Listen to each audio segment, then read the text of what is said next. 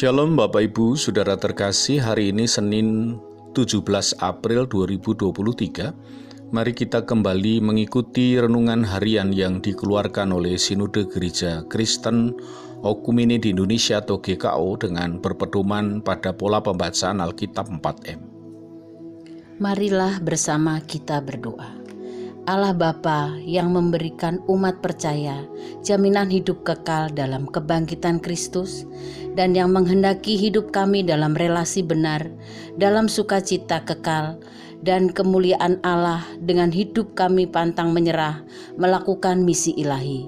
Kami memohon pimpinan Roh Kudus membukakan selubung mata hati kami yang memberikan kekuatan agar dapat lebih lagi mengalirkan hakikat Allah, mengalirkan dampak penebusan Kristus bagi sesama dan bagi alam semesta.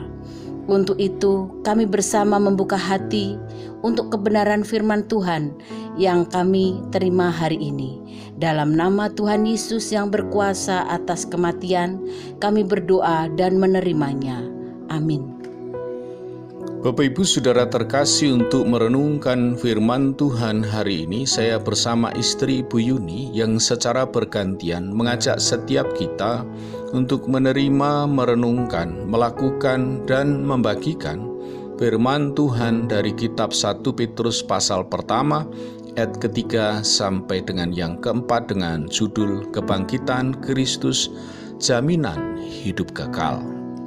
1 Petrus 1 ayat 3-4. Terpujilah Allah dan Bapa Tuhan kita Yesus Kristus, yang karena rahmat-Nya yang besar telah melahirkan kita kembali oleh kebangkitan Yesus Kristus dari antara orang mati kepada suatu hidup yang penuh pengharapan, untuk menerima suatu bagian yang tidak dapat binasa, yang tidak dapat cemar, dan yang tidak dapat layu, yang tersimpan di surga bagi kamu.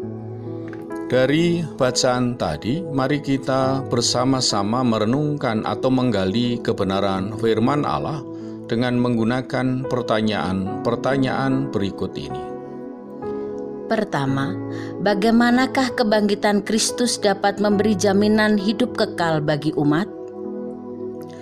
Dalam kitab 1 Petrus pasal pertama yang ketiga, demikian sabdanya, terpujilah Allah dan Bapa Tuhan kita Yesus Kristus, yang karena rahmat-Nya yang besar telah melahirkan kita kembali oleh kebangkitan Yesus Kristus dari antara orang mati kepada suatu hidup yang penuh pengharapan.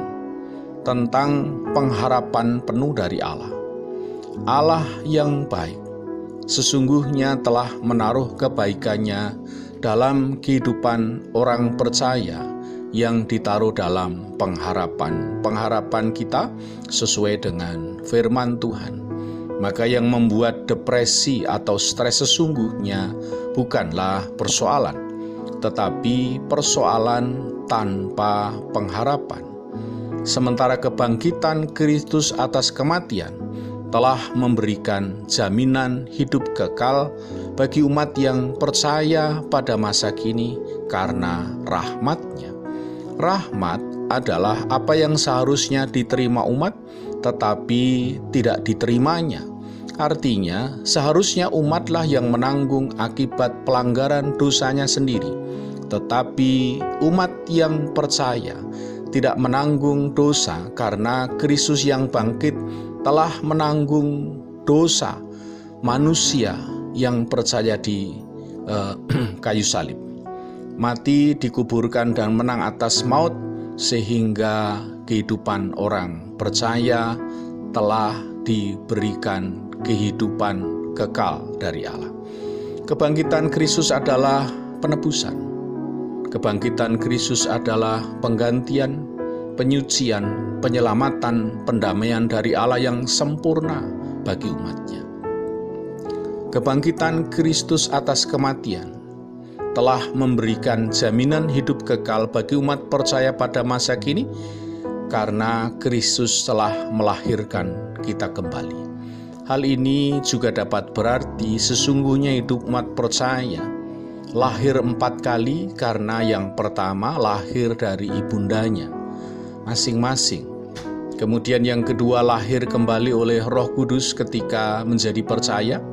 Dan orang yang percaya di dalam Tuhan ketika mati, maka sesungguhnya lahir di surga.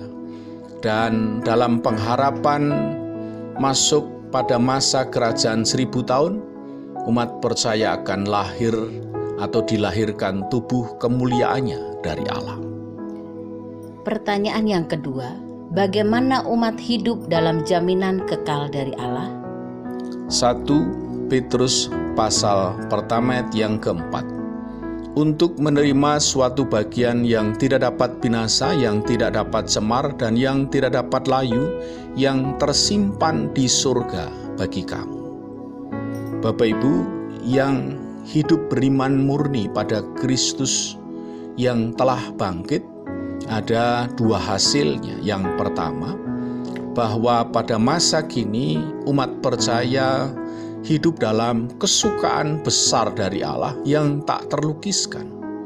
Karena walaupun di tengah kemalangan, penderitaan, dan pergumulan, tetap bersukacita karena pengharapannya. 2 Korintus 4 ayat 17, demikian sabdanya.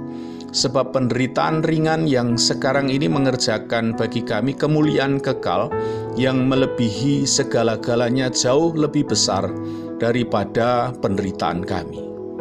Dan hasil yang kedua, pada masa yang akan datang, pengharapan akan keselamatan dapat terwujud dan dinikmati umat sempurna dari Allah.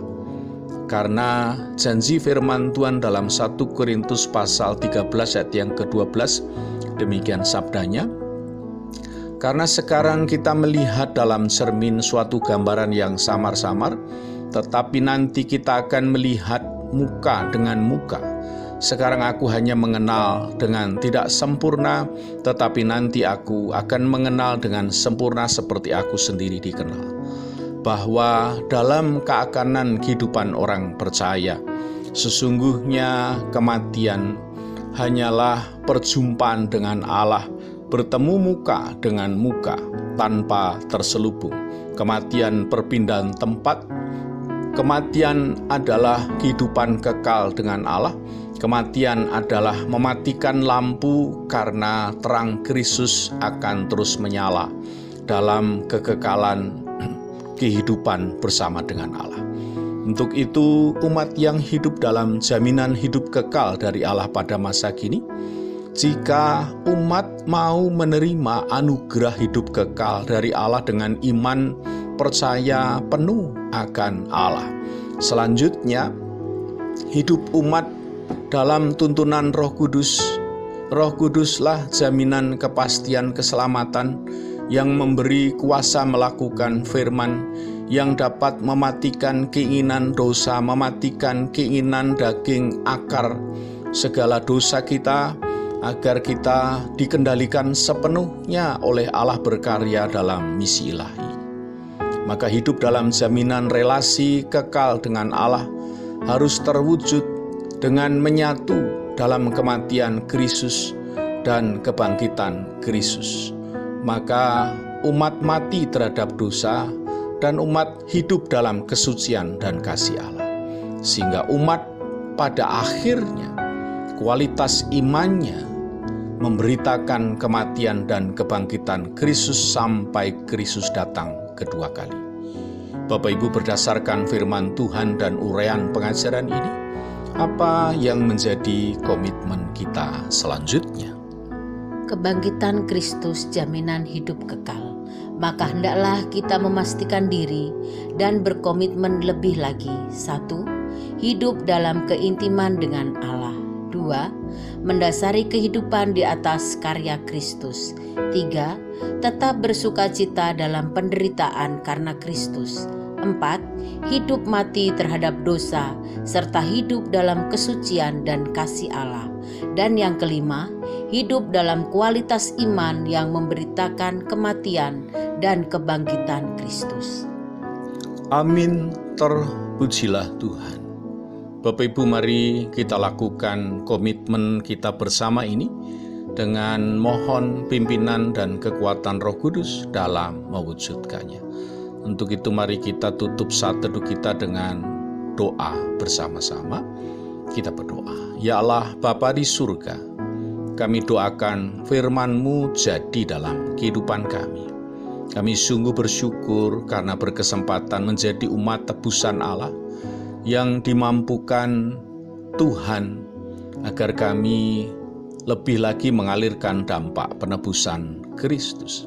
Kami memohon kepadamu ya Allah, kiranya setiap kami selaku umat-Mu dapat hidup dalam panggilan kesucian dan dalam menyatakan kasih mesra di dalam Allah.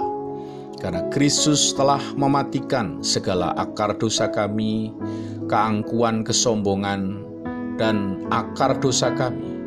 Maka doa kami kiranya dalam memaknai Paskah kebangkitan Kristus, kami terus senantiasa dalam perkenanan Allah. Kiranya renungan hari ini mengubahkan cara hidup kami, agar kami semua dapat hidup dalam pengharapan dengan berdampak lebih lagi memberi solusi bagi sesama serta alam semesta di sisa waktu kehidupan kami di dalam dunia ini. Dalam nama Kristus Yesus Tuhan yang telah bangkit memberi jaminan kepastian kekinian dan keakanan, kami telah berdoa menerimanya. Amin.